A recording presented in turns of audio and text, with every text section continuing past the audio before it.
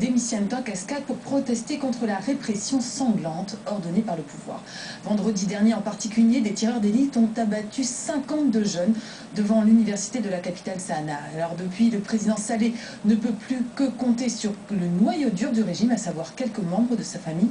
Alors est-il en train de vivre ces dernières heures à la tête du Yémen? Pour répondre à cette question avec nous en plateau, Hicham Karoui, chercheur au Centre de l'Orient contemporain à l'Université de Paris 3. Merci beaucoup d'avoir accepté notre invitation. Alors parmi les principaux revirements, on parle du général Ali Mohsen et également du cher Sader Al-Amar. Qui sont ces deux personnes qui ont rallié le mouvement d'opposition? Eh bien, le général Mohsen, c'est le demi-frère du président Ali Abdallah Saleh. Et monsieur Al-Ahmar, le cheikh Ahmar, il fait partie de la même tribu. Et ce qu'on voit, en fait, c'est l'effritement des alliances tribales et familiales du président qui sont la base de son pouvoir. Aujourd'hui, qui reste-t-il autour du président Saleh? J'ai l'impression qu'il ne reste pas grand monde. Justement, je crois que le président est de plus en plus isolé, que la plupart des tribus ont rejoint la révolution, dont la tribu Hachid, qui est l'une des plus importantes au Yémen. Les militaires aussi.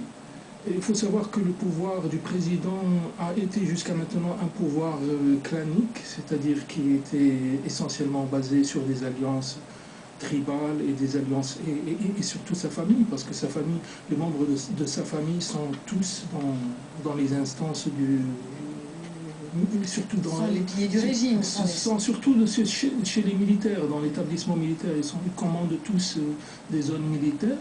Et ce qu'on voit, c'est que des rivalités aussi peuvent apparaître à l'ombre ou disons, dans la situation présente. Alors, au sein de l'armée, on commence à sentir effectivement des divisions, puisque certains officiers ont rallié le mouvement d'opposition et ils sont physiquement allés auprès des manifestants pour leur dire maintenant on vous défend. Mais de l'autre côté, le ministre de la Défense, quand même, hier, a fait une déclaration en disant l'armée est derrière le président Saleh. Ça veut dire quoi? Ça veut dire que l'armée est divisée en ce moment? Absolument. Ça veut dire que l'armée n'est plus ce qu'elle était il y a quelque temps, avant la Révolution, et qu'il y a exactement ce que vous venez de dire, c'est-à-dire des divisions parmi les officiers, les grands officiers de l'armée. Et ça veut dire que le rapport de force au sein de l'armée, c'est ça qui va être déterminant pour les jours à venir? Le rapport des forces au sein de l'armée, vous voulez dire... Ça veut dire entre les pros et les anti? Oui, absolument, et ça va être déterminant, mais ça va peut-être aller encore plus vite que ce qu'on imagine, parce qu'il y a une véritable pression de la rue sur le pouvoir.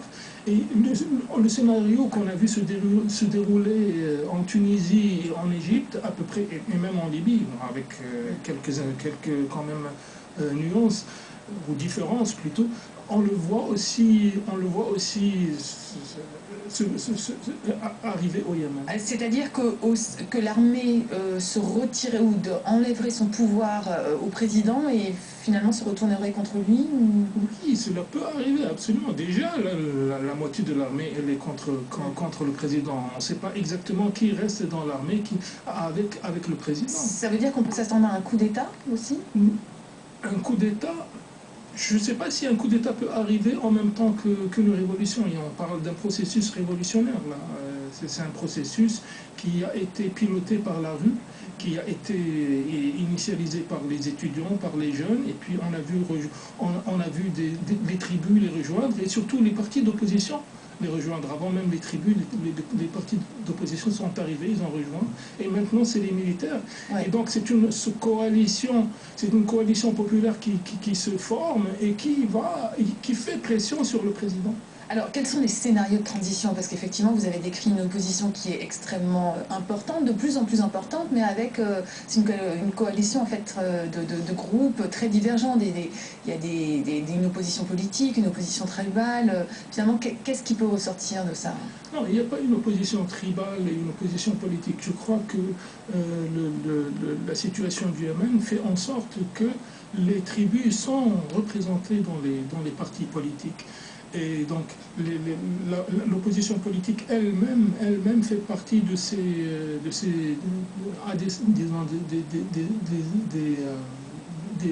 des racines dans les tribus. Et est-ce qu'il y a une figure marquante, une figure charismatique qui dirige ce mouvement? Charismatique, il y a plusieurs, en fait, il y a plusieurs leaders. Il y a plusieurs leaders et il est possible qu'il y ait plusieurs rivaux du président, dont son demi-frère Mohsen, le général Mohsen, dont le cheikh al-Ahmar, dont le cheikh Zandani, qui est Abdelmajid Zandani, qui est une figure de l'islamisme, de l'opposition islamiste, et qui n'est pas très apprécié, par exemple, en Occident, surtout aux États-Unis, qui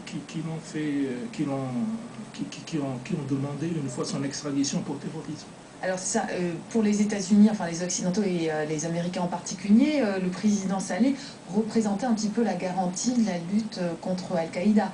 Est-ce qu'une figure de l'opposition pourrait prendre ce rôle aussi? C'est difficile de dire que telle figure de l'opposition peut prendre ce rôle. C'est vrai que Ali Abdallah Saleh, il a jusqu'à maintenant agi presque en alliance avec les États-Unis, et que depuis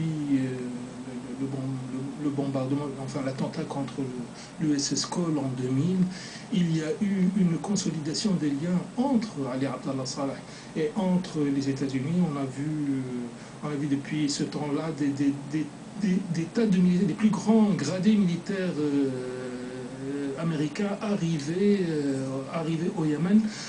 Mais on peut pas dire qu'il y a quelqu'un qui est en ce moment ciblé par les États-Unis pour être celui qui va. La situation va peu à peu se décompter. D'abord, il faut que le président se désiste ou bien qu'il soit carrément écarté du pouvoir. Après, il va y avoir un processus de réélection, et on verra ce qu'il va sortir. Vous parlez des islamistes pour les Occidentaux, que ce soit en Tunisie, en Égypte ou encore en ce moment en Libye. Beaucoup craignent en fait l'arrivée au pouvoir d'islamistes. Est-ce qu'au Yémen, ce risque est plus important que dans les autres pays? Je crois qu'au Yémen, les islamistes ils ont plus de présence qu'en Tunisie ou même en Égypte. Le Yémen, c'est essentiellement une société beaucoup plus conservatrice que la Tunisie ou l'Égypte. Le parti Al-Islah et d'autres partis politiques sont représentés dans la coalition de l'opposition, qui jusqu'à maintenant a été très active dans la vie politique, enfin très active avec des nuances dans la vie politique yéménite. Mais je ne sais pas si ces islamistes-là vont prendre le pouvoir ou vont dominer la scène. Il faut savoir qu'il y a des partis qui sont séculiers. Et qui peuvent contrebalancer. Qui peuvent contrebalancer ou qui ne peuvent pas, parce qu'on ne sait pas exactement quelle est leur force véritable. Par exemple, il faudra avoir des élections pour voir... Aujourd'hui au Yémen, il y a les Nassérites, il y a les Ba'athistes, il y a des tas d'autres. Je vous remercie. Le Parti Socialiste aussi... Je vous remercie beaucoup, Hicham Karoui. C'est malheureusement le mot de la fin parce que c'est la fin de cette émission. En tout cas, France 24 continuera à suivre avec beaucoup d'attention la situation au Yémen. Vous pouvez retrouver tous nos programmes sur notre site internet france24.com en français, en anglais et en arabe. C'est moi qui vous remercie.